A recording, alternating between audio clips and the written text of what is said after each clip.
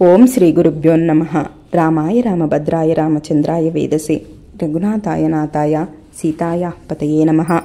Last వీడియోలో బాలకాండలోని 40వ సర్గ గురించి తెలుసుకున్నాం. ఇక ఈ వీడియోలో 41వ సర్గ గురించి తెలుసుకుందాం. అదే అంశుమంతుడు యజ్ఞాశ్వయాన్ని తీసుకురావడం. ఇక విశ్వామిత్ర మహర్షి వారు రాముల వారితో ఇలా అంటూ ఉన్నాడు. రఘురామ, సగర మహారాజు తన కొడుకుల కోసం ఎంతో కాలం తిరిగి రాకపోవడంతో దిగులుపడి మహా తేజస్వి అయిన పౌత్రుడైన అంశుమంతుడితో ఇలా అంటూ ఉన్నాడు. నీవు సూర్యుడవు, సమస్త విద్యలు తెలిసిన వాడివి, బలపరాక్రమాల్లో మీ పినతండ్రులతో సమానమైన వాడివి. యజ్ఞాశ్వయంకి వెళ్లిన నీ పినతండ్రులు ఏమయ్యారో తెలియడం లేదు. వారిని, అశ్వాన్ని, దాన్ని అపహరించిన వాళ్లని కూడా వెతుకు. భూమి లోపలే ఉండే ప్రాణులు మిక్కిలి శక్తి సామర్థ్యాలు కలిగినవై, ఆకారంలోనే పెద్దవి. వాటిని హతమార్చడానికి ఖడ్గాన్ని, ధనస్సుని కూడా తీసుకువెళ్ళు. పూజ్యులకు నమస్కరించు. నీ ప్రయత్నాన్ని అడ్డు వచ్చిన వారిని చంపివేయి. కృతార్థుడివై వచ్చి నా యజ్ఞాన్ని పూర్తి చేయి అని అంటాడు సగర మహర్షి. ఇక సగర మహర్షి చెప్పిన మాటలకు ఆయన అంశుమంతుడు ధనస్సు, ఖడ్గాన్ని గ్రహించి వేగంగా వెళ్ళిపోతాడు. సగరుడు ఆదేశించిన ఆ అంశుమంతుడు మహాత్ములైన పినతండ్రులు తవ్విన భూమార్గంలోనే అనుసరిస్తాడు. దైత్యులు, దానవులు, రాక్షసులు, పిశాచాలు, పక్షులు, నాగులు మొదలైన వారిని పూజిస్తూ దిగ్గజము అనే మహా తేజస్వి అయిన అంశుమంతుణ్ణి చూస్తాడు. ఇక అతడు దానికి ప్రదక్షిణాన్ని చేసి కుశలమడిగి తన పినతండ్రుల జాడను తెలపమని కోరుతాడు వినయంగా. ఇక అశ్వాన్ని అపహరించిన వారి ఆచూకీ కూడా తెలపమని కోరుతాడు వినమ్రంగా. ఇక ఆ తర్వాత ఆ దిగ్గజము అంశుమంతుడు అడిగిన మాటలను విని ఇలా అంటూ ఉన్నాడు. ఓ అంశుమంత, నీవు కృతార్థుడవై త్వరలోనే యజ్ఞాశ్వయంతో వెళ్తావు అని అంటాడు.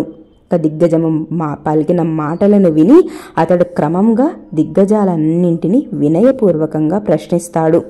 దేశకాలాలకి అనుగుణంగా భాషించే తీరుని, ఎదుటివారి అభిప్రాయాన్ని గుర్తించి ప్రతిభ గల ఆ దిగ్గజాన్ని అన్నీ అతను గౌరవించి నీవు యజ్ఞాశ్వంతో త్వరలోనే మీ తాత దగ్గరికి వెళ్తావు అంటాడు.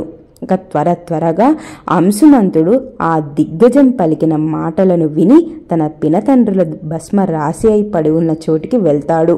ఇక తన పినతండ్రులు కనపడకపోవడంతో అంశుమంతుడు చాలా దుఃఖిస్తాడు.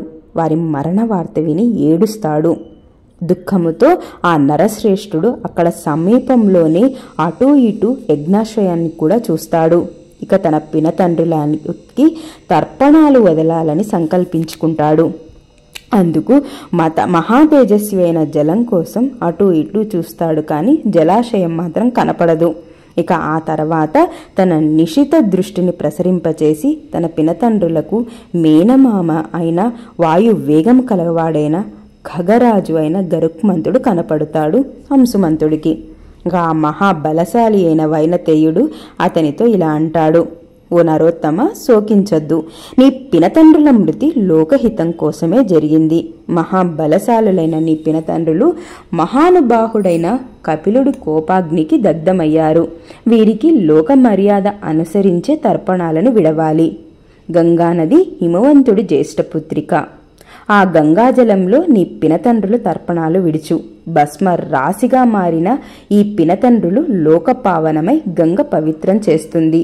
పునీతమైన ఈ గంగోదకంతో ఈ భస్మము తడిచిందంటే మీ 60,000 మంది పినతండ్రులు, రాజకుమారులు అందరూ స్వర్గానికి చేరుకుంటారు అంటాడు గరుక్మంతుడు. ఇక మహానుభావ, ఈ అశ్వాన్ని తీసుకొని పో, మీ తాతగారి యజ్ఞాన్ని పూర్తి చేయని కూడా అంటాడు. ఇక ఆ మహాయశస్వి మిక్కిలి పరాక్రమవంతుడైన అంశుమంతుడు గరుక్మంతుడి మాటలను విని వెంటనే యజ్ఞాశ్రయాన్ని తీసుకొని యజ్ఞభూమికి వెళ్తాడు. రఘునందన, అతడు యజ్ఞ దీక్షలో ఉన్న సగర మహారాజు వద్దకు వెళ్లి వైనతేయుడి మాటలను యథాతథంగా తెలుపుతాడు. ఇక సగర మహారాజు అంశుమంతుడు చెప్పిన భయంకరమైన పుత్ర మరణ వార్తను విని దుఃఖిస్తాడు. ఆ తర్వాత అతడు యథావిధిగా కల్పోక్త ప్రకారం యజ్ఞాన్ని నిర్వహిస్తాడు. ఉత్తమ గుణములు కల ఆ మహారాజు యజ్ఞాన్ని ముగించుకొని తన నగరానికి చేరుకుంటాడు. గంగను తీసుకువచ్చే విషయము తన ఒక నిర్ణయానికి రాలేకపోతాడు. చాలా కాలం గడిచిపోతుంది. ఆ తర్వాత నిర్ణయం చేయకుండానే సగర మహారాజు 30,000 సంవత్సరాలు రాజ్యాన్ని పాలించి దివంగతుడవుతాడు. వాల్మీకి మహర్షి విరచితమై ఆది కావ్యమైన శ్రీమద్ రామాయణమునందలి బాలకాండనందు 41వ సర్గ సమాప్తం. స్వస్తి. ఇది అండి రామాయణంలోని బాలకాండలోని 41వ సర్గ గురించి. నెక్స్ట్ వీడియోలో 42వ సర్గ గురించి తెలుసుకుందాం.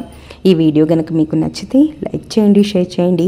సునీత యజ్ఞమూర్తి వ్లాగ్ని సబ్స్క్రైబ్ చేసుకోవడం మాత్రం మర్చిపోవద్దు. అలాగే మీ విలువైన సజెషన్స్ని క్రింద కామెంట్స్ రూపంలో తెలియచేయండి. Thank you.